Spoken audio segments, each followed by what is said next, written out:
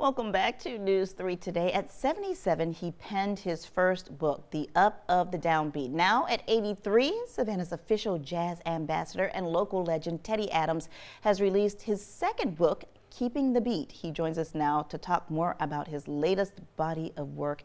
Thank you so much for being here today. It is my pleasure, Kim. It's my pleasure. Before we get to the book, I do want to congratulate you publicly on receiving your latest honor last week at Savannah State University during their Founders Day event.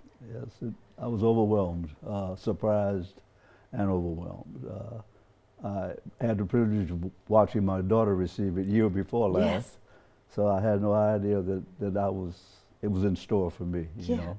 So I was overwhelmed. And we're talking about the Richard R. Wright Award of Excellence, which is the highest honor that you can receive. And I believe that the two of you have made history, right? She received it last year, you received it this year.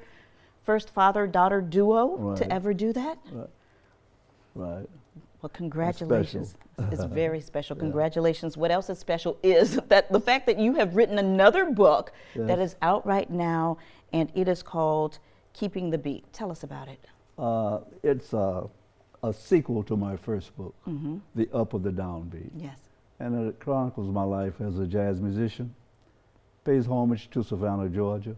And the reason for the Keeping the Beat is I include some things that I did not include in the first book, and a lot has transpired since I wrote the first book.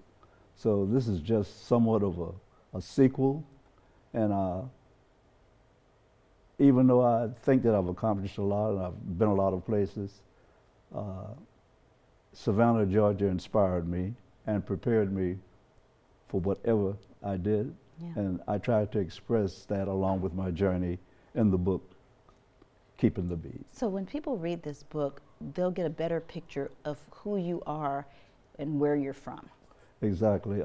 And where you've been. Well, it started in Savannah. I think a few years ago, I'm sure you remember, you interviewed me on MLK, Yes. which was West Broad Street when I was coming up. Yeah. And we talked about the ambience and the atmosphere there. It all kind of started there. I was exposed to music, to great musicians, and that's when I decided that I wanted to do music as my life's endeavor. So this book just expounds upon what I did, where I have been, and the good fortune I've had as to people I've played with. Now, you've been exposed to music by some really great musicians, but during an age when you really weren't supposed to be in the places that you were. Look, I can recall one incident. I was playing with one of our band directors, and the principal, I will not name him, of Alpharetta Beach High School, called him in and said, "I think he's a little too young for that, so you have to stop exposing him to that." So it began in high school. Yeah. Yeah, and I've forgotten it so many years ago, but I'm still doing it, and I'm thankful that at 83, I'm still able to pursue the passion that I've always had.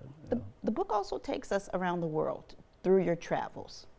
Well, most of my time was spent in Asia, but I've been to Europe, I've been to South America and other places, but concentration in Tokyo, Japan was very instrumental in exposing me to recording and a lot of other things. But wherever I went, whoever I met, whoever I played with, they were well aware that I was a guy from Savannah, Georgia. Yeah. Let's talk about some of those people who you've played with. I know there are too many to name right now, but just give us a few. Well, for those who are my age or older, I played with one and only Cab Calloway. Yes. I played with Art Blakey and the Jazz Messengers. I played with one of the greatest saxophone players ever to play jazz from Savannah, Georgia, James Moody. I played with Irene Reed from Savannah also, who won 5 consecutive first places at the Apollo Theater. And the list goes on, but I have been blessed as to my exposure and the people that I played with. And finally, what are you hoping that people will learn about you once they pick up this book? First, pick up the first book and then get the second book. There you go. Well, like I said, the first book is The Up of the Downbeat. The sequel is Keeping the Beat, which is just a continuation. I think they will learn that I have a passion for the music and that I'm an advocate for perpetuating the art form. And I stress through both books that jazz, in my humble opinion, is the greatest music art form in existence because it's infinite. Yeah. It's unlimited. All right, the great Teddy Adams. Thank you so much for joining us today. And you can find Teddy's book on his website. That's teddyadams.com. That's right. And you can find his book in any place that sells book. You can find it at Diaspora, on MLK, Barnes & Noble, Amazon. You can also go to our website, wsav.com/Teddy, for more information. Thank you once again for being It's here. my pleasure The being living here. legend, the living legend. Stay with us. Stay with us. We'll be right back.